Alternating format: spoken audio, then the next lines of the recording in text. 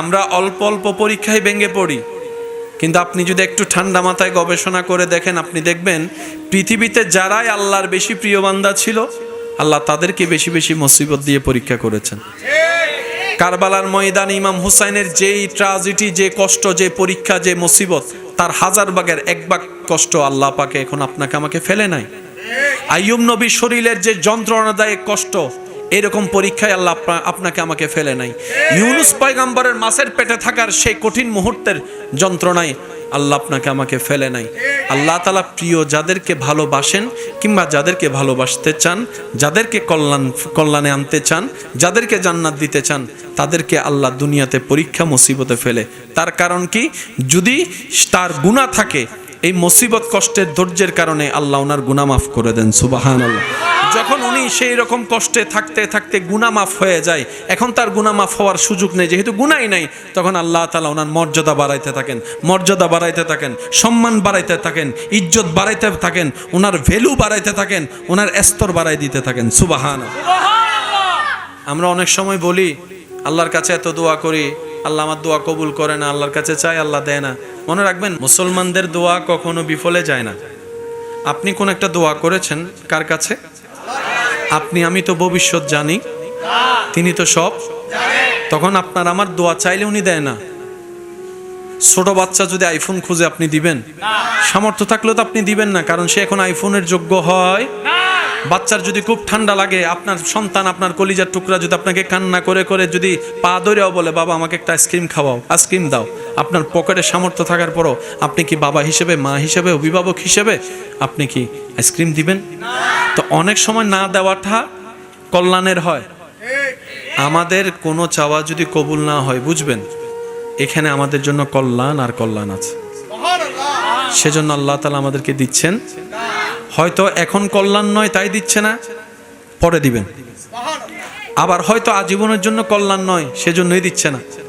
আমরা অনেক সময় নিজের বিপদ নিজে ডাকি, কল্যাণ না যেন আল্লাহর কাছে চাইতে চাইতে চাইতে চাইতে চাইতে চাইতে একদম চোখের পানি সব শেষ, তখন আল্লাহ পাক বলে যাচ্ছে দদল। এই যে দেয় আমরা পাই, শেষ পর্যন্ত ওই মানুষটাই, ভালোবাসার প্রিয় মানুষটা একসময় বিষের মানুষ হয়ে যায়। তারপরে বলে যে তোরে বিয়া করে আমার জীবন। সেজন্য মসজিদে খুশি থাকতে হবে কার? আর একটু জোরে বলেন। আপনার আমার চাওয়ার ধরনটা হবে এমন, আল্লাহ আমার জন্য কি ভালো তুমি জানো, আমি আমার মনের চাওয়াকে গুরুত্ব দিচ্ছি না, আমি তোমার উপর ছেড়ে দিয়েছি। কারণ আমি জানি আমার সবচাইতে বড় ওয়াকিল তুমি আল্লাহ। আমার সব চাওয়া পাওয়া, স্বপ্ন, সবকিছু আমি তোমার মর্জির উপর ছেড়ে দিয়েছি। আল্লাহ তুমি আমাকে দান করিও, সেই দানটা আসা পর্যন্ত আমাকে একটু সবর করার মতো ধৈর্য ধারণ করার তৌফিক দিও।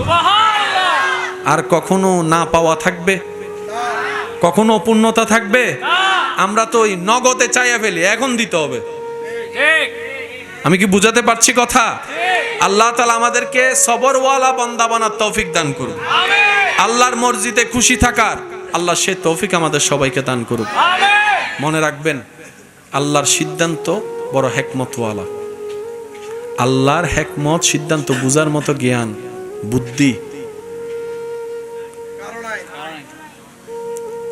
আপনি ঠান্ডা মাথায় খেয়াল করলে দেখবেন, আল্লাহ ভাঙ্গা জিনিসগুলাকে দিয়ে খুব সুন্দর করে জোড়া লাগায়, নতুন ভাবে জীবন দেয়। যতক্ষণ পর্যন্ত মেঘ ভাঙে না, বৃষ্টি হয় না। যতক্ষণ পর্যন্ত বীজ ফাটে না, ততক্ষণ পর্যন্ত চারা হয় না। সেজন্য ভরসাটা কার উপর? নবীর প্রেম অন্তরে রেখে, আদব তাজিম অন্তরে রেখে আল্লাহর উপর চোখ বন্ধ করে বর্ষা। এতটুক বলবেন, আমার আল্লাহ আছে, আমার আল্লাহ যা সিদ্ধান্ত নিবে আমি সেই বান্দা হিসেবে সেটার উপর রাজি থাকব, খুশি থাকব। আল্লাহ বলে, বান্দা তুই কোন রকম দুনিয়াতে আমার দেওয়া অল্পতে যদি খুশি থাকতে পারস, হাসরে তোর অল্প আমল আমি খুশি হয়ে যাব। তুই দুনিয়াতে আমার উপর রাজি থেকে আয়, অভিযোগ করিস না, আফসোস করিস না। দুনিয়াবি কোনো ব্যাপারে আমার উপর নারাজ দেখায় মাথা ফাটাইস না। তুই আমি রবের সিদ্ধান্ত থেকে কোন রকম খুশি থেকে তুই কবরে ঈমানটা নিয়ে আয়। তুই দুনিয়াতে আমার উপর খুশি থাকবি, আমি রব বিনা হিসাবে হাসরে তোর উপর খুশি হয়ে যাব। আর জান্নাত তার জন্যই যার উপর আমি রব খুশি হব। বলেন না সুবহানাল্লাহ। হাদিসের মধ্যে এসেছে অনেক দোয়া কবুল না হওয়ার কারণে যারা ধৈর্য ধারণ করেছে, রবের হিকমত বুঝার চেষ্টা করেছে, অপেক্ষা করেছে, তাদেরকে হাসরে নিয়ে যাওয়ার পরে আল্লাহ তাআলা ওই দোয়া কবুল না হওয়ার কারণে, ধৈর্য ধরার কারণে এমন পুরস্কার দিবেন, ওই ব্যক্তি পুরস্কার পেয়ে শুধু আফসোস করবে, ইস দুনিয়াতে আমার একটা দোয়া কবুল না হতো, দুনিয়াতে যদি আমার একটা দোয়া কবুল না হতো, আজকে তো আমার নিয়ামত আরো বেশি হতো। সেজন্য মুমিন বান্দা কখনো লসে থাকে না, মুমিন বান্দা কখনো লসে থাকে না। মুমিন বান্দা এমন লাভবান, হাঁটলো সওয়াব, বসলো সওয়াব, ব্যবসা করলো সওয়াব, কাজ করলো সওয়াব, এমনকি অজু করে ঘুমাইলো সওয়াব। লস বলতে কোনো শব্দ বলে না, লস বলতে কোনো শব্দ। রাস্তায় যাওয়ার পথে কারোর সাথে দেখা হলো, শুধু আপনি এতটুকু করলেন, হাসিটা মুখে রাখলেন, একটা সালাম দিলেন, আসসালামু আলাইকুম, উনি হাসি দিয়ে উত্তর দিলেন ওয়ালাইকুম আসসালাম, জাস্ট আপনারা একটু স্বাভাবিক সাক্ষাৎ করেছেন, এদিকে গুনাহ মাফ হয়ে গেছে। এবার মুসাফাটা করলেন মুসাফার নিয়মে, দুইজনের হাত ছোটার আগেই গুনাহ মাফ। এত সুযোগ আল্লাহর কাউকে দেয় নাই, শুধু একমাত্র নবী রাহমাতুল লিল আলামিনের উম্মত হওয়ার তরে কুনতুম খায়রা উম্মত, আল্লাহ তাআলা আমাদেরকে সে শান, মান, ইজ্জত, মর্যাদা দান করেছেন। এবার আমাদের পালা সে ইজ্জত, সম্মান, মান, মর্যাদা ধরে রেখে দুনিয়াতে এবং আখেরাতে ইজ্জত অর্জন করা। বাংলাদেশে এখন ভূমিকম্পের মাত্রা বেড়ে যাচ্ছে, সেজন্য বারবার শোনা হচ্ছে রাজধানী ঢাকার মধ্যে বেশিরভাগ ঘর এখন রিস্কের মধ্যে পড়ে আছে। বানানোর সময় বানায় ফেলেছে, এই ভূমিকম্পের কথা চিন্তা করে নাই। আগে ভূমিকম্প হতো 3 মাত্রা 4 মাত্রা, এখন হয় 5, 6, 7 মাত্রা, 8 মাত্রা। দিন দিন রিস্ক বেড়ে যাচ্ছে। এই পৃথিবীর বুকে কত হাজার ভূমিকম্প হয়েছে, কত কিছুর পরিবর্তন হয়েছে, হাজার হাজার বছর চলে গিয়েছে, কাবা এখনো আপন জায়গায় সসম্মানে দাঁড়িয়ে আছে। আরেকটু জোরে, নিচে কোনো ফাউন্ডেশন, কাবার মধ্যে কোনো রড, আরেকটু জোরে। ইব্রাহিম নবী আল্লাহর হুকুমে কাজ শুরু করলেন। সব দিয়েছেন কে? দিয়েছেন। এবার আপনারা একটু সিদ্ধান্ত নিয়ে বলেন, বানানো আগে নাকি ডিজাইন আগে? মিস্ত্রিকে আগে কি দেন? জোরে বলেন, মিস্ত্রিকে কি দেন? ডিজাইন দেওয়ার পরেই তো বানানো। না হলে এদিকে জানালা হলো কেন, এদিকে বাইরে হইলে কেন, এটা ডিজাইন অনুযায়ী হয়েছে। তো মিস্ত্রি যেহেতু ইব্রাহিম নবী কাজ করতেছেন, ডিজাইন লাগবে না? এমনি তো বানালে হবে না। ইব্রাহিম নবী বললেন, আল্লাহ মিস্ত্রিও প্রস্তুত, জিনিসও প্রস্তুত, একটা ডিজাইন তো লাগবে। আল্লাহ ডিজাইন। রব্বুল আলামিন বলে, ওই যে দেখেছো তুমি সপ্তম আসমানে বাইতুল মামুর, পৃথিবীর মধ্যবিন্দু বলা হয় কাবাকে। আমার যুবক ভাইরা একটু মনে রাখবেন, এসব পৃথিবীকে যদি ম্যাপ করা হয় চতুর্দিকে ঠিক নাবি কাবা, ঠিক কাবা বরাবর উপরে হচ্ছে বাইতুল মামুর। কাবা হচ্ছে মানুষের তাওয়াফের জায়গা, বাইতুল মামুর হচ্ছে ফেরেশতাদের তাওয়াফের জায়গা। সুবহানাল্লাহ। কথাগুলো যদি একটু বন্ধ করা যায়। কাবা ইব্রাহিম নবী আল্লাহর দেওয়া সিস্টেমে বানানো শুরু করলেন।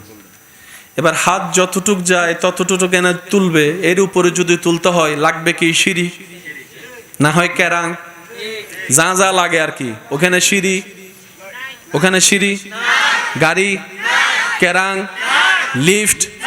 এবার ইব্রাহিম নবী বলে, আল্লাহ আমি এখন কি করব? রব বলে যে টেনশনের দরকার নাই, আমি আল্লাহ তোমার জন্য জান্নাতি একটা লিফট পাঠাই দিচ্ছি। পৃথিবীর সর্বপ্রথম লিফট, পৃথিবীর সর্বপ্রথম লিফট আল্লাহ তাআলা বললেন পাঠাই দিলাম তোমার জন্য এমন একটা লিফট, শুধু সেখানে দাঁড়িয়ে মুখে আওয়াজ করার দরকার নাই, মনে মনে নিয়ত করবা, ডানে যাবা না, বামে যাবা না, উপরে যাবা না, নিচে যাবা, তুমি শুধু নিয়ত করবা বাকি কাজ সে করে ফেলবে। আল্লাহু আকবার। বানানো শেষ, বাকি যা আছে। ইব্রাহিম নবী বললেন, আল্লাহ এগুলো আমি এখন কি করব? রব্বুল আলামিন বললেন, বন্ধু ইব্রাহিম, যা আছে সব আকাশের দিকে ছুটে মারো। আর একটু জোরে, সব আকাশের দিকে মারো। আল্লাহর হুকুমে কাবা শরীফের অবশিষ্ট যা কিছু ছিল সবকিছু উপরের দিকে তুলে মারলেন। আল্লাহর হুকুমে ওই কণা কণা কাবার সম্পৃক্ত যা আল্লাহ পৃথিবীর আনাচে কানাচে ছড়াই দিয়েছেন। ওই কাবা নির্মাণের ছোট্ট অংশ পৃথিবীর যেই জায়গায় গিয়ে পড়েছে, কিয়ামতের একদিন আগে হলো সে জায়গায় একটা মসজিদ তৈরি হবে। এবার বুঝছেন পুকুরের পাশে কেন মসজিদ? মানুষ ঘর বানার আগে জায়গা কিনতে হয়, জায়গা কিনে নাম রেজিস্ট্রি করতে হয়, নাম রেজিস্ট্রি করে আবার নাম জারি করতে হয়, না হয় ঘর বানলে সমস্যা হবে। কিন্তু মসজিদ যেখানে হবে দেখবেন আগে বলে যে ওয়াকফ কর, জাগার যার নামে ওয়াকফ কর। ওয়াকফ মানে বাংলা হতায় দুর্বুজন, আর মালিকানা আজিয়তুন আর বংশধরের মালিকানা দাবি সাওয়া। ওয়াকফ মানে আল্লাহ আরে দিয়ে আয় আল্লাহর নামে দিফে আল্লাহ। প্রত্যেকটা ঘরের সামনে বেল আছে না নাই? মসজিদের সামনে দরজা আছে কিন্তু বেল নাই। আরো জোরে, আরো জোরে। আল্লাহ আমাদেরকে বুঝার তৌফিক দান করুন। ওই কণা যেখানে পড়েছে আল্লাহর ঘর। এবার আল্লাহ ইব্রাহিম নবী কে দুনিয়াতে পাঠালেন কি ঘর বানানোর জন্য নাকি ইসলাম প্রচারের জন্য? তাহলে ওনার ডিউটি হচ্ছে যে ইসলাম প্রচার করা, কিন্তু আল্লাহ পাক দিয়েছেন এমন একটা কাজ যেটা ওনার নবুয়তের কাজের মধ্যে পড়ে। এবার ইব্রাহিম নবী বললেন, আল্লাহ ওভার টাইম যেহেতু করছি বেতন দাও।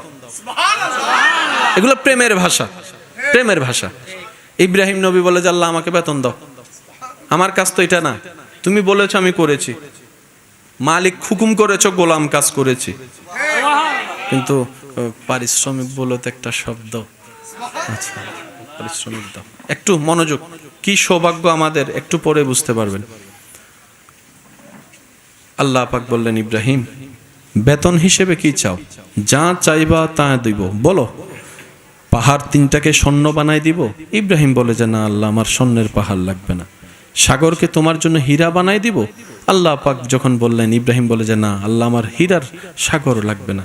সন্তানকে আরো বাড়িয়ে দিব? ইব্রাহিম নবী বললেন, আল্লাহ আমার সন্তান আর লাগবে না। আল্লাহ পাক বললেন, তোমার সুস্থতা হায়াত বাড়িয়ে দিব? ইব্রাহিম নবী বলে যে আল্লাহ আমার সেটাও লাগবে না। আল্লাহ পাক বলেন, জান্নাতে তোমার জন্য ঘর আরো 3টা বরাদ্দ করে দিব? ইব্রাহিম নবী বলে যে আল্লাহ আমার সেটা লাগবে না। তা আল্লাহ পাক বলে, ইব্রাহিম চাও কি বন্ধু আমার, বলো তুমি কি চাও? এই যে পরিশ্রম করলা বেতন হিসেবে কি চাও? তোমার কি লাগবে বলো আমাকে, তোমার কি লাগবে বলো। আমি সেই দিনের সেই চিত্রটা কোরআনুল কারীমে এইভাবে উঠে এসেছে। ইব্রাহিম নবী আল্লাহকে বলে, আল্লাহ রব্বানা ওয়াবআস ফিহিম রাসূলাম, সুবহানাল্লাহ বলতে থাকি।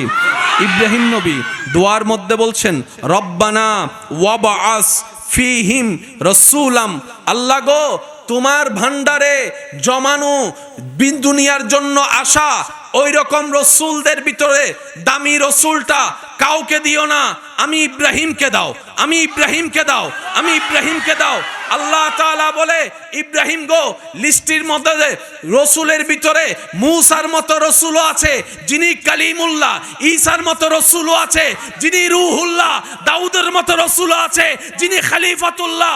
ও ইব্রাহিম তোমার কোনটা লাগবে? ইব্রাহিম নবী বলে, আল্লাহ সব রসুলের সম্মানিত, কিন্তু আমি ওগুলাকে চাই না। যিনি নবীদের নবী হবে, রসুলের রসুল হবে, ইমামুল আম্বিয়া হবে, তোমার বন্ধু হবে, তোমার মাহবুব হবে, তোমার হাবিবুল্লাহ হবে। রাসূলাম আত-তানবীর লিত-তাযীম, রাসূল জগতে সবচাইতে দামি রাসূলকে আর কাউকে দিতে পারবে না, আল্লাহ আমার বংশে দিতে হবে। সুবহানাল্লাহ। ওই দিন ওই দোয়া আল্লাহ কবুল করে আমাদের নবীকে ইব্রাহিম নবীর বংশে আসার জন্য আল্লাহ তাআলা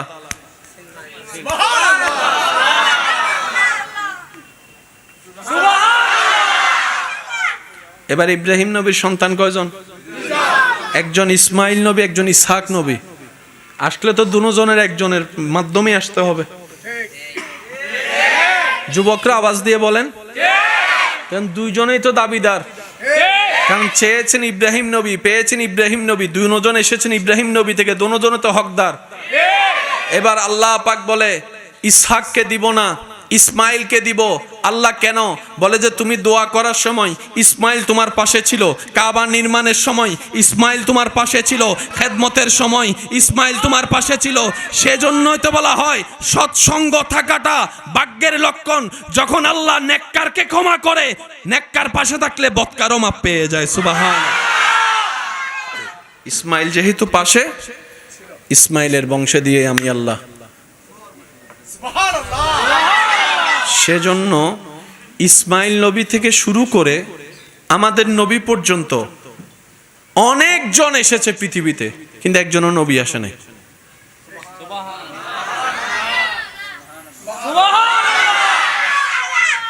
অঙ্ক একখানা জটিল লাগে, কিন্তু একখানা বুঝিলে সহজ।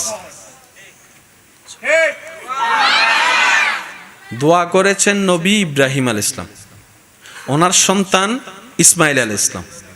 কার জন্য? আমাদের নবীকে পাওয়ার জন্য। আমাদের নবীকে আল্লাহ পাঠিয়েছেন সে বংশে যে বংশের পূর্বপুরুষে আছেন হযরত ইসমাইল হয়ে ইব্রাহিম নবী। তো ইসমাইল নবী থেকে আমাদের নবী পর্যন্ত মাঝখানে কেউ আসে নাই, অনেকজন আসছে। বান্দা এসেছে, নবী আসে নাই। শুধু একজন এসেছে। হায় হায় হায়, সুবহানাল্লাহ। ইসমাইল নবীর বংশে একটা মাত্র নবী এসেছে, এই একজনেই সবার উপর বাড়ি। ঈসা নবী এসেছেন ইসহাক নবীর বংশে। মুসা নবী এসেছেন ইসহাক নবীর বংশে। আরো ইসহাক নবী থেকে শুরু করে, ঈসা নবী থেকে শুরু করে ইসহাক নবী পর্যন্ত অনেক নবী, অনেকজন এসেছেন, অনেকজন এসেছেন। অনেক সময় একই সময় দুইজনও এসেছেন, দুইজনও ছিলেন। কিন্তু ইসমাইল নবী থেকে আমাদের নবী পর্যন্ত কোনো নবী রসুলকে আল্লাহ পাঠায় নাই। ওই ভাইয়ের বংশে পাঠাচ্ছে। ইসমাইল নবী বলে আল্লাহ আমার বংশ দিয়ে কাউকে পাঠাবো না, আমার ভাইয়ের বংশ থেকে সব, এদিকে নবী ওদিকে নবী, এদিকে রসুল ওদিকে নবী, এদিকে কিতাবওয়ালা ওদিকে সহিফাওয়ালা, ওদিকে মোজাজাওয়ালা। আল্লাহ আমার বংশ তো আন্ধার হয়ে যাচ্ছে, আমার বংশ আন্ধার হয়ে যাচ্ছে। আল্লাহ পাক বলে ইসমাইল সবর করো, এমন একজনকে পাঠাবো।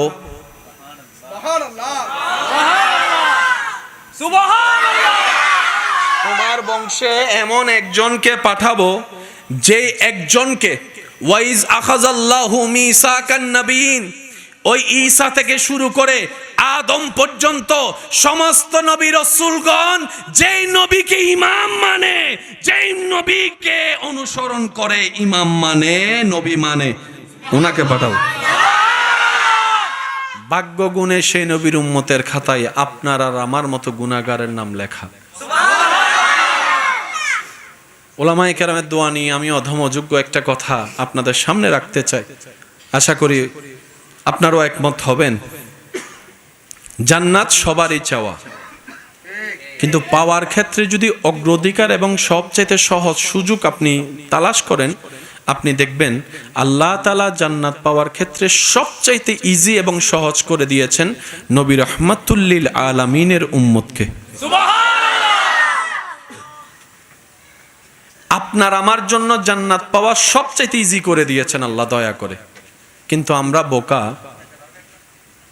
আমরা এমন অবহেলা করি যে ওই ফ্রি জিনিসের আসলে দাম থাকে না। আবার একই যখন আপনি বড় একটা রেস্টুরেন্টে দিয়ে যাবেন, আপনি ১,৫০০ টাকা দিয়ে কিনে খাবেন, ও যে টেস্টি জিনিস কিন্তু একই। আমি কি বুঝাতে পারছি কথা? আমি অনুরোধ করব আপনার ছেলে মেয়েকে, আপনি যা বানানোর বানান, যা শিখানোর শিখান, আল্লাহ আপনার স্বপ্ন পূরণ করুক, আমরাও দোয়া করি। তবে একটা কাজ সাথে রাখবেন, সন্তানের অন্তরে আপনার নবীর প্রতি আদব এবং মহাব্বত প্রবেশ করাই দিন, আপনার রবের প্রতি ভয় প্রবেশ করাই দিন। সে সন্তানকে কিছু কোরআনের আয়াত সূরা শিখাই দিবেন, দোয়া শিখাই দিবেন, যেন আপনার সন্তান আপনার কবরের পাশে দাঁড়াতে না পারলেও দূর পথ থেকেও যেন রবের দরবারে দুইটা ভিক্ষার হাত তুলে এতটুক বলে, রব্বির হামহুমা কামা রব্বায়ানিস সাগীরা, রব্বির হামহুমা কামা রব্বায়ানিস সাগীরা। মওলা গো, আমার মা অনেক কষ্ট করে আমাকে পেটে ধারণ করেছিল।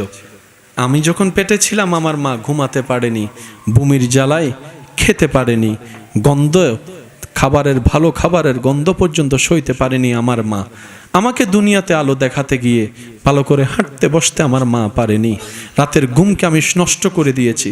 আমার মা যখন সারাদিন কাজ করে ক্লান্ত শরীর নিয়ে রাত্রে একটু ঘুমাতে যেত, আমি সন্তান মায়ের পেটে থেকে কিছুক্ষণ ডানে লাথি মেরেছি, কিছুক্ষণ বামে লাথি মেরেছি। আমার সে লাথির যন্ত্রণায় আমার মা ব্যথা পেলেও কখনো শব্দ করেনি। আমার বাবার ঘুমটা ভেঙে যাবে বলে, আমার দাদির ঘুম ভেঙে যাবে বলে, আমার নানির ঘুম ভেঙে যাবে বলে বুঝতে দেয়নি। আল্লাহ গো, আমার মার জন্য আমি যদি চামড়া দিয়ে জুতোও বানাই দিই, আমার মা বাবার হক আমি আদায় করতে পারবো না। কিন্তু আজকে তো আমি অপারগ, কারণ এমন বাস্তবতা, কুল্লু নাফসিন যায়িকাতুল মউত, এটা এমন ছিল বাস্তব। চোখের সামনে থেকে সন্তানকে আজরাইল যখন নিয়ে যায়, মালাকুল মউত যখন নিয়ে যায়, কারো ধরে রাখার ক্ষমতা থাকে না। আল্লাহ গো, আমার মা এতদিন আমার কাছে ছিল, দূরে থাকলো মাটা বাবাটা আমার কাছে ছিল, সন্তানটা আমার কাছে ছিল। আজকে তো ইন্না লিল্লাহি ওয়া ইন্না ইলাইহি রাজিউন। মওলা তোমার দিকে চলে গিয়েছে, তোমার দিকে চলে গেল।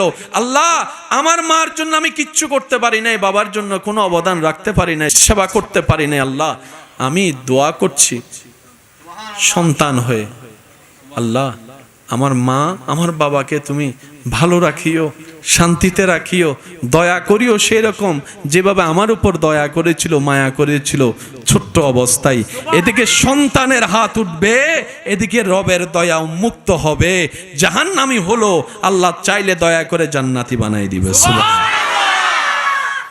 সুযোগ আছে, কিন্তু আমরা গাদারা সুযোগ নিতে জানি না। আমরা মুসলমান, আমাদের হাঁটার একটা ইজ্জত আছে, আমাদের বসার একটা ইজ্জত আছে, আমাদের যাওয়ার একটা ইজ্জত আছে। মুসলমান হচ্ছে সত্যিকার মুসলমান, আমাদের মতো মুসলমানের কথা বলছি না, সত্যিকার আল্লাহ এবং রসুলের প্রিয় মুসলমান হচ্ছে পৃথিবীর সবচাইতে স্ট্যান্ডার্ড। ওনাদের স্ট্যান্ডার্ড লেভেল ভিআইপি কেও হার মানায়। হযরত নিজামউদ্দিন মেহবুব ইলাহির ঢাকা পাঠালো তৎকালীন বাদশাহ নিজামউদ্দিন, আল্লাহর ওলি, উত্তর দিচ্ছেন দুনিয়ার মানুষ তো রাজা বাদশার সাথে, প্রধানমন্ত্রীর সাথে, রাষ্ট্রপ্রধানের সাথে একটু দেখা করার জন্য, একটু সেলফির জন্য পাগল হয়ে যায়, কিন্তু যারা আল্লাহর প্রিয় বান্দা, সুবহানাল্লাহ, ওনাদের সাথে দেখা করতে চাচ্ছে দুনিয়ার রাজা। উনি উত্তর দিলেন, হায় হায় হায়, আমার কোনো প্রয়োজন নাই, আমি যাব কেন? প্রয়োজন যার সে আসবে। আমি গরিব হতে পারি, আমি দুনিয়ার চোখে অর্থের ভিখারি হতে পারি, আমার কাছে সসম্পদ হয়তো রাজার মতো নাই, কিন্তু আমার সেই লেনদেন তো রাজা বাদশার সাথে নয়, আমার মওলার সাথে, আমার মালিকের সাথে, আমার রবের সাথে। আমার যা দরকার রবের কাছে চাই, আমাকে যা দেয় আমার রবে দেয়। দুনিয়াওয়ালার সাথে আমার লেনদেনের কোনো দরকার। মনে রাখবেন, যার ইয়াকিন, যার তাওয়াক্কুল যেমন, তার উপহার পুরস্কারও তেমন। আমরা পাই না কেন? আমাদের রবের তো সব আছে, দোষটা হচ্ছে নিজের আমাদের। সেটা কি? আমাদের ইয়াকিনে দুর্বলতা আছে, আমাদের বর্ষার উপর দুর্বলতা আছে, আমাদের ধৈর্যের মধ্যে দুর্বলতা আছে, আমাদের সহ্য করার মধ্যে দুর্বলতা আছে। আমরা অপেক্ষা করতে রাজি না, আমরা অপেক্ষা করতে রাজি না, আমরা অস্থির হতে রাজি, আমরা গালাগালি করতে রাজি, বকা করতে রাজি, ঝগড়া করতে রাজি, মারামারি করতে রাজি, আমরা শান্তি প্রতিষ্ঠাতে কেউ রাজি নাই। কথা বলেন ঠিক কিনা? আওয়াজ দিয়ে বলেন, দোষ কাদের? আর একটু জোরে বলেন, দোষ কাদের? সামান্য একটা কথাই বলে যে আঞ্চলিক ভাষায়, পান থেকে চুন খসলেই মুখে কি হতা আত্মাইতে ল, পিছনে আরেকজন আইয়ারে তোলা মারে, আতে কির হতা মামলা তিন নন দেছো না।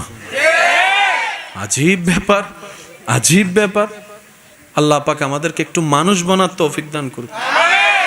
আমার ইমানদার ভাইয়েরা, মনের কান দিয়ে কথাটা শুনে হৃদয়ে লালন ধারণ করার আমরা যেন চেষ্টা করি। ইন্নাল্লাহা ইউহিব্বুল মুহসিনিন। সবাই রবকে ভালোবাসতে চায়। সে রব বলছেন, আমি ভালোবাসি তাদেরকে যারা মুহসিন বান্দা।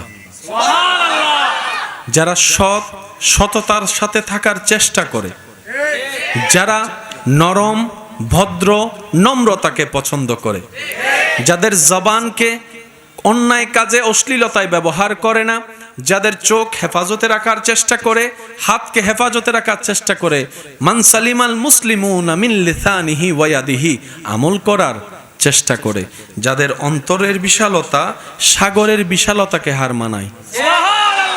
আর একটু জোরে বলেন, যাদের মনের বিশালতা সাগরের বিশালতাকে এমনভাবে হার মানায়, সাগর যেরকম পৃথিবীর সমস্ত ময়লা আবর্জনাকে নিজের কাছে নিয়ে পৃথিবীকে পরিষ্কার রাখে, আমার সেই মুহসিন বান্দারা সবার কষ্ট নিজের ভিতরে লালন করে হলেও মানুষের মুখে হাসি ফুটানোর চেষ্টা করে। সুবহান। তাদের অন্তর, তাদের চিন্তা আকাশের বিশালতাকে হার মানায়। কি রকম? এই আকাশ যেরকম সারা পৃথিবীকে একটা ছায়া ধরে ছাদের মতো হয়ে আছে, আমার সেই বান্দারা মানুষের বিপদে আপদে কষ্টে সেভাবে পাশে থাকার চেষ্টা করে, তার সামর্থ্য অনুযায়ী, তার তৌফিক অনুযায়ী। মুহসিন বান্দা তারা যারা মানুষের পথ চলার রাস্তা সহজ করে দেয়।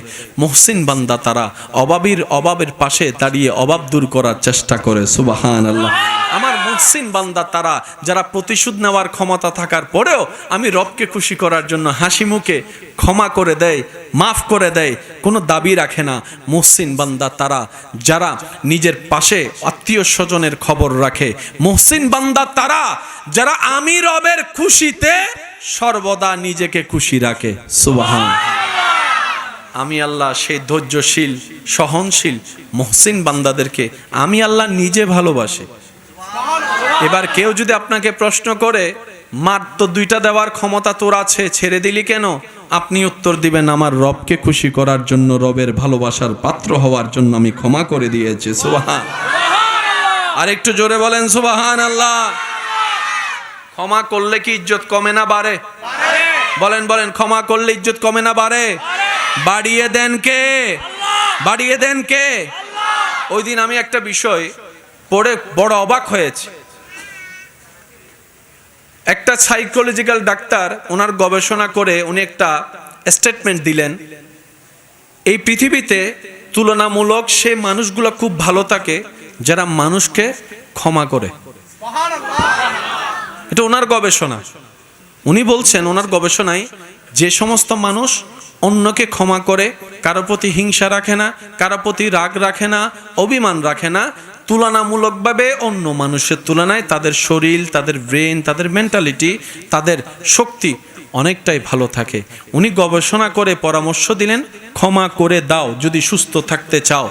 হিংসা করিও না, হিংসা রাখিও না কারো প্রতি অন্তরে। ক্ষমা করে দাও, ছেড়ে দাও, লোভ ছেড়ে দাও, অহংকার ছেড়ে দাও, আমিত্ব ছেড়ে দাও যদি ভালো থাকতে চাও। একই পরামর্শ 1450 বছর আগে নবী রহমতুল্লিল আলামিন আমাদেরকে দিয়েছেন। সুবহান। ইসলাম মানে শুধু পরকালীন শান্তি নয়।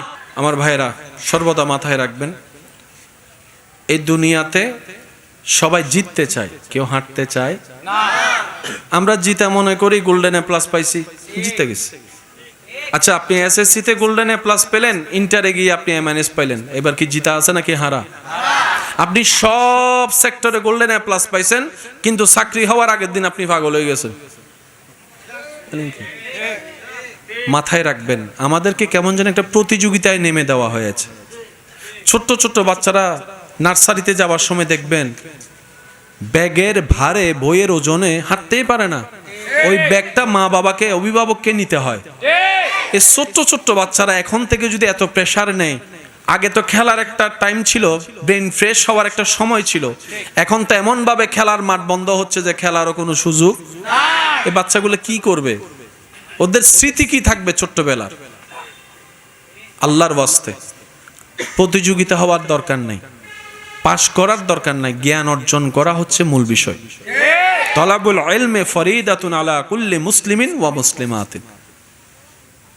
এইরকম পৃথিবীতে অনেক বড় ব্যবসায়ী আছেন যারা পড়ালেখায় তেমন ভালো ছিল না, কিন্তু ওনাদেরকে এমন আল্লাহ পাক দান করেছেন, ওনাদের ফ্যাক্টরিতে চাকরি নেওয়ার জন্য এখন গোল্ডেন এ প্লাস ওয়ালারা লাইন ধরে দাঁড়ায় আছে, কিন্তু উনি পরীক্ষার মধ্যে পাইছিলেন A-। তো সফলতাকে আপনি এটা চিন্তা করবেন না দুনিয়া যেভাবে দেখায়। মুসলমানদের আসল সফলতা কি? কাদ আফলাহা মান যাক্কাহা। আল্লাহ তাআলা বলে যে ভিতর বাহিরকে পবিত্র করে ফেললো সেই সফল হয়ে গেল, সেই সফল হয়ে গেল। যার চিন্তা পরিষ্কার, যার নজর পরিষ্কার, যার জবান পরিষ্কার, যার হাত পরিষ্কার, যা পা পরিষ্কার, যার মন পরিষ্কার, তার ছোট্ট ছোট্ট নেক আমল ও হাসরের ময়দানে বিশাল আকারের সওয়াবের পাহাড় হয়ে যাবে। সুবহানাল্লাহ। জীবন চলার পথে পরীক্ষা আছে না নাই? আসবে কি আসবে না? আমরা অল্প অল্প পরীক্ষায় ভেঙে পড়ি, কিন্তু আপনি যদি একটু ঠান্ডা মাথায় গবেষণা করে দেখেন, আপনি দেখবেন পৃথিবীতে যারাই আল্লাহর বেশি প্রিয় বান্দা ছিল, আল্লাহ তাদেরকে বেশি বেশি মুসিবত দিয়ে পরীক্ষা করেছেন। কারবালার ময়দানে ইমাম হুসাইনের যেই ট্র্যাজেডি, যে কষ্ট, যে পরীক্ষা, যে মুসিবত, তার হাজার ভাগের এক ভাগ কষ্ট আল্লাহ পাকে এখন আপনাকে আমাকে ফেলে নাই। আইয়ুব নবীর শরীরের যে যন্ত্রণাদায়ক কষ্ট, এরকম পরীক্ষায় আল্লাহ আপনাকে আমাকে ফেলে নাই।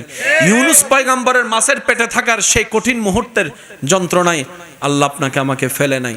আল্লাহ তাআলা প্রিয় যাদেরকে ভালোবাসেন কিংবা যাদেরকে ভালোবাসতে চান, যাদেরকে কল্যাণে আনতে চান, যাদেরকে জান্নাত দিতে চান, তাদেরকে আল্লাহ দুনিয়াতে পরীক্ষা মুসিবতে ফেলে। তার কারণ কি? যদি তার গুনাহ থাকে, এই মুসিবত কষ্টের ধৈর্যের কারণে আল্লাহ ওনার গুনাহ মাফ করে দেন। সুবহানাল্লাহ। যখন উনি সেই রকম কষ্টে থাকতে থাকতে গুনাহ মাফ হয়ে যায়, এখন তার গুনাহ মাফ হওয়ার সুযোগ নেই, যেহেতু গুনাহই নাই, তখন আল্লাহ তাআলা ওনার মর্যাদা বাড়াইতে থাকেন, মর্যাদা বাড়াইতে থাকেন, সম্মান বাড়াইতে থাকেন, ইজ্জত বাড়াইতে থাকেন, ওনার ভ্যালু বাড়াইতে থাকেন, ওনার স্তর বাড়াই দিতে থাকেন। সুবহানাল্লাহ। আমরা অনেক সময় বলি আল্লাহর কাছে এত দোয়া করি, আল্লাহ আমার দোয়া কবুল করে না, আল্লাহর কাছে চাই আল্লাহ দেয় না। মনে রাখবেন, মুসলমানদের দোয়া কখনো বিফলে যায় না। আপনি কোন একটা দোয়া করেছেন কার কাছে? আপনি আমি তো ভবিষ্যৎ জানি, তিনি তো সব জানেন। তখন আপনার আমার দোয়া চাইলে উনি দেয় না। ছোট বাচ্চা যদি আইফোন খুঁজে, আপনি দিবেন? সামর্থ্য থাকলেও তো আপনি দিবেন না, কারণ সে এখন আইফোনের যোগ্য হয় না। বাচ্চার যদি খুব ঠান্ডা লাগে, আপনার সন্তান, আপনার কলিজার টুকরা যদি আপনাকে কান্না করে করে যদি পা ধরেও বলে বাবা আমাকে একটা আইসক্রিম খাওয়াও, আইসক্রিম দাও, আপনার পকেটে সামর্থ্য থাকার পরও আপনি কি বাবা হিসেবে, মা হিসেবে, অভিভাবক হিসেবে আপনি কি আইসক্রিম দিবেন? তো অনেক সময় না দেওয়াটা কল্যাণের হয়। আমাদের কোনো চাওয়া যদি কবুল না হয়, বুঝবেন এখানে আমাদের জন্য কল্যাণ আর কল্যাণ আছে। সেজন্য আল্লাহ তাআলা আমাদেরকে দিচ্ছেন। হয়তো এখন কল্যাণ নয় তাই দিচ্ছে না, পরে দিবেন। আবার হয়তো আজীবনের জন্য কল্যাণ নয়, সেজন্যই দিচ্ছে না। আমরা অনেক সময় নিজের বিপদ নিজে ডাকি, কল্যাণ না যেন আল্লাহর কাছে চাইতে চাইতে চাইতে চাইতে চাইতে চাইতে একদম চোখের পানি সব শেষ, তখন আল্লাহ পাক বলে যাচ্ছে দদল। এই যে দেয় আমরা পাই, শেষ পর্যন্ত ওই মানুষটাই, ভালোবাসার প্রিয় মানুষটা একসময় বিষের মানুষ হয়ে যায়। তারপরে বলে যে তোরে বিয়া করে আমার জীবন। সেজন্য মসজিদে খুশি থাকতে হবে কার? আর একটু জোরে বলেন। আপনার আমার চাওয়ার ধরনটা হবে এমন, আল্লাহ আমার জন্য কি ভালো তুমি জানো, আমি আমার মনের চাওয়াকে গুরুত্ব দিচ্ছি না, আমি তোমার উপর ছেড়ে দিয়েছি। কারণ আমি জানি আমার সবচাইতে বড় ওয়াকিল তুমি আল্লাহ। আমার সব চাওয়া পাওয়া, স্বপ্ন, সবকিছু আমি তোমার মর্জির উপর ছেড়ে দিয়েছি। আল্লাহ তুমি আমাকে দান করিও, সেই দানটা আসা পর্যন্ত আমাকে একটু সবর করার মতো ধৈর্য ধারণ করার তৌফিক দিও। আর কখনো না পাওয়া থাকবে, কখনো অপূর্ণতা থাকবে। আমরা তো ওই নগদে চাইয়া ফেলি, এখন দিতে হবে। আমি কি বুঝাতে পারছি কথা? আল্লাহ তাআলা আমাদেরকে সবরওয়ালা বান্দা বানার তৌফিক দান করুন। আল্লাহর মর্জিতে খুশি থাকার আল্লাহ সে তৌফিক আমাদের সবাইকে দান করুন। মনে রাখবেন, আল্লাহর সিদ্ধান্ত বড় হেকমতওয়ালা। আল্লাহর হেকমত, সিদ্ধান্ত বুঝার মতো জ্ঞান, বুদ্ধি আপনি ঠান্ডা মাথায় খেয়াল করলে দেখবেন আল্লাহ ভাঙ্গা জিনিসগুলোকে দিয়ে খুব সুন্দর করে জোড়া লাগায়, নতুনভাবে জীবন দেয়। যতক্ষণ পর্যন্ত মেঘ ভাঙে না, বৃষ্টি হয় না। যতক্ষণ পর্যন্ত বীজ ফাটে না, ততক্ষণ পর্যন্ত চারা হয় না। সেজন্য ভরসাটা কার উপর? নবীর প্রেম অন্তরে রেখে, আদব তাজিম অন্তরে রেখে আল্লাহর উপর চোখ বন্ধ করে ভরসা। এতটুক বলবেন আমার আল্লাহ আছে, আমার আল্লাহ যা সিদ্ধান্ত নিবে আমি সেই বান্দা হিসেবে সেটার উপর রাজি থাকব, খুশি থাকব। আল্লাহ বলে, বান্দা তুই কোন রকম দুনিয়াতে আমার দেওয়া অল্পতে যদি খুশি থাকতে পারস, হাসরে তোর অল্প আমল আমি খুশি হয়ে যাব। তুই দুনিয়াতে আমার উপর রাজি থেকে আয়, অভিযোগ করিস না, আফসোস করিস না। দুনিয়াবি কোনো ব্যাপারে আমার উপর নারাজ দেখায় মাথা ফাটাইস না। তুই আমি রবের সিদ্ধান্ত থেকে কোন রকম খুশি থেকে তুই কবরে ঈমানটা নিয়ে আয়। তুই দুনিয়াতে আমার উপর খুশি থাকবি, আমি রব বিনা হিসাবে হাসরে তোর উপর খুশি হয়ে যাব। আর জান্নাত তার জন্যই যার উপর আমি রব খুশি হব। বলেন না সুবহানাল্লাহ। হাদিসের মধ্যে এসেছে অনেক দোয়া কবুল না হওয়ার কারণে যারা ধৈর্য ধারণ করেছে, রবের হিকমত বুঝার চেষ্টা করেছে, অপেক্ষা করেছে, তাদেরকে হাসরে নিয়ে যাওয়ার পরে আল্লাহ তাআলা ওই দোয়া কবুল না হওয়ার কারণে, ধৈর্য ধরার কারণে এমন পুরস্কার দিবেন, ওই ব্যক্তি পুরস্কার পেয়ে শুধু আফসোস করবে, ইস দুনিয়াতে আমার একটা দোয়া কবুল না হতো, দুনিয়াতে যদি আমার একটা দোয়া কবুল না হতো, আজকে তো আমার নিয়ামত আরো বেশি হতো। সেজন্য মুমিন বান্দা কখনো লসে থাকে না, মুমিন বান্দা কখনো লসে থাকে না। মুমিন বান্দা এমন লাভবান, হাঁটলো সওয়াব, বসলো সওয়াব, ব্যবসা করলো সওয়াব, কাজ করলো সওয়াব, এমনকি অজু করে ঘুমাইলো সওয়াব। লস বলতে কোনো শব্দ বলে না, লস বলতে কোনো শব্দ। রাস্তায় যাওয়ার পথে কারোর সাথে দেখা হলো, শুধু আপনি এতটুকু করলেন, হাসিটা মুখে রাখলেন, একটা সালাম দিলেন, আসসালামু আলাইকুম, উনি হাসি দিয়ে উত্তর দিলেন ওয়া আলাইকুম আসসালাম। জাস্ট আপনারা একটু স্বাভাবিক সাক্ষাৎ করেছেন, এদিকে গুনাহ মাফ হয়ে গেছে। এবার মুসাফাটা করলেন মুসাফার নিয়মে, দুইজনের হাত ছোটার আগেই গুনাহ মাফ।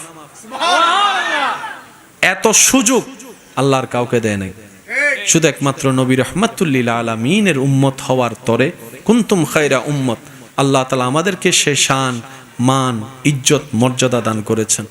এবার আমাদের পালা সে ইজ্জত, সম্মান, মান, মর্যাদা ধরে রেখে দুনিয়াতে এবং আখিরাতে ইজ্জত অর্জন করা। আল্লাহ তাআলা আমাদের সবাইকে তৌফিক দান করুন। পাঁচ ওয়াক্ত নামাজের সাথে বন্ধুত্ব রাখার তৌফিক দান করুন। যে যা পায় আপনার কাছে পাওনা থাকলে দিয়ে দিবেন, ধরে রাখার দরকার, বলেন না ধরে রাখার দরকার। জায়গায় পাইলে জায়গা দিয়ে দিতে হবে, টাকা পাইলে টাকা, সামর্থ্য না থাকলে একটু দেখা করে ক্ষমা চেয়ে নেন। কারণ দুনিয়াতে ক্ষমা পাওয়া অনেক সহজ, হাসরে এটা সুযোগই নেই। আমি কি বুঝতে পারছি কথা? আপনি যদি কাউরে বলেন তুই আর গলার উদ্দি চুরি চলাই রাটিয়া দিতে তো নবাই চলাইব না চুরি হনদিন, বুঝছেন আমার কথা? দুনিয়াতে মাপটা একটু নিয়ে নেন। হ্যাঁ, শয়তান আপনাকে মাপ চাইতে দিবে না, শয়তান বলবে তুই মাপ চাইলে তো তুই ছোট হয়ে যাবে, তোর মান মর্যাদা কমে যাবে।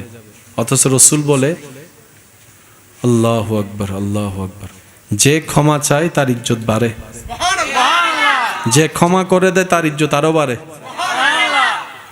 ক্ষমা চাওয়াটা যেরকম চ্যালেঞ্জিং, ক্ষমা করাটাও বড় চ্যালেঞ্জিং। আমি বলি নাই 5 বছর আগে কি করছস, আচ্ছা একই কথা যদি আল্লাহ বলে হাসরে, আপনি আমি মাফ চাওয়ার পরে যদি আল্লাহ বলে যে আমি বলি নাই, তাহলে তো সব শেষ। আমরা চাই আল্লাহর থেকে ক্ষমা পাওয়া, বলেন আমরা চাই আল্লাহর থেকে। আর সে আল্লাহ বলছেন তুমি আমার দিকে তাকিয়ে নিজের সমস্ত রাগ হিংসাকে পিছনে ফেলে আমি রবকে খুশি করার জন্য আমার দিকে তাকিয়ে আমার বান্দাকে মাফ করো। তুমি আমার বান্দাকে মাফ করো বিনা শর্তে, আমি আল্লাহ তোমাকে বিনা শর্তে মাফ করে দিতে রাজি। তো নিজে ক্ষমা পাওয়ার জন্য অন্যকে ক্ষমা করার দরকার আছে না নাই? এবার আপনারা বলেন, এক ছাদের নিচে আপনারা দুইজন থাকেন, কেউ কাউকে ক্ষমা করছেন না, কিন্তু আজীবন থাকাই লাগতেছে দুইজন, তো মাফ না করে লাভ কি হচ্ছে? থাকা তো লাগতেছে, দেখা তো হচ্ছে, মাফ না করে লাভ কি? করে দেন না মাফ। একবার মাফ করবেন, ওই মাফ করার অতীতের বিষয় নিয়ে আর কখনো কথাও আসবে না, মনে যতই আসুক মুখে আনবেন না। দেখবেন যে সব সমস্যা সমাধান করে দিবেন কে? আল্লাহ। বলেন না কে? আল্লাহ। আল্লাহ কি আমাদের উপর দয়া করে কি করে না? আমাদেরও উচিত নিজের দয়া নিজে অর্জন করে নেওয়া। এই আল্লাহর দয়া পাওয়ার হাজার মাধ্যমের একটা মাধ্যমের নাম নামাজ। আর একটু জোরে সুবহানাল্লাহ। নামাজ পড়লে শান্তি বাড়ে, নামাজ পড়লে ব্রেনে রিল্যাক্সিং হয়, নামাজ পড়লে শরীরে একটা আলাদা শক্তি হয়, নামাজ পড়লে চিন্তা শক্তির পবিত্রতা আসে। মনে রাখবেন ভাইয়েরা, আমাদের কাজ চেষ্টা করা। আমরা কেউ কমপ্লিট নয়, হাজার বললেও আমরা কেউ কমপ্লিট না, আমরা হচ্ছে চেষ্টাকারী, চেষ্টা করতে পারি। সেজন্য নবী রহমাতুল্লিল আলমিনের সদকায় আল্লাহ তাআলা আমাদেরকে এমন দয়া করেছেন, এই শেষ নবীর উম্মত চেষ্টা যেটা করে সেটা অন্য নবীর উম্মতের করার চাইতেও বেশি দান করে। সামান্য আমি চেষ্টার কথা বলেছি, আপনি তো আমার চাইতে ভালো জানেন। আপনি শুধু নিয়ত করেছেন এখন ফজরের নামাজটা পড়বেন, এখনো ফজরের টাইম আসেনি, নিয়ত করার সাথে সাথে আপনার রব আপনার নিয়তের কারণে আলাদাভাবে সব লেখার পারমিশন দিয়ে দিয়েছেন। সুবহানাল্লাহ। মা বাবার চেহারার দিকে মায়ার নজর একবার তাকাইলেই হজের সওয়াব। তো সুযোগ আছে না নাই? সুযোগ আছে না নাই? আল্লাহ তাআলা আমাদেরকে এই নিয়ামতগুলো নিয়ে ধৈর্যের সাথে সহ্যের সাথে হাসি মুখে অন্যের মুখে হাসি ফুটানোর চেষ্টা করে, বিনা স্বার্থে মানুষের উপকার করার চেষ্টা করে, চলার চেষ্টা করার, ইবাদত করার আল্লাহ আমাদের তৌফিক দান করুন। রহমাতুল্লিল আলামিন নবীর ওয়াফাদার উম্মত, আল্লাহ তাআলার ওয়াফাদার বান্দা বনে দুনিয়াতে যতদিন থাকবো আমরা সবাই, আমরা যেন আপন আপন জায়গায় মান সম্মান ইজ্জতের সাথে ঈমানের সাথে বাঁচতে পারি, আল্লাহ তৌফিক দান করুন। আমরা যেন ইজ্জতের সাথে ঈমানের সাথে শেষ মুহূর্তে হাসি মুখে কালিমা পড়ে ঈমানের সাথে দুনিয়ার থেকে যেতে পারি, এরকম নসিব আল্লাহ আমাদেরকে সবাইকে দান করুন। হাসরের ময়দানে আরশের নিচে ছায়া যেন আমাদের ভাগ্যে জোটে, নবী রহমাতুল্লিল আলামিনের সুপারিশ পাওয়ার যোগ্য যেন আমরা হয়ে যেতে পারি, আল্লাহ আমাদের সেই তৌফিক দান করুক। আমিন।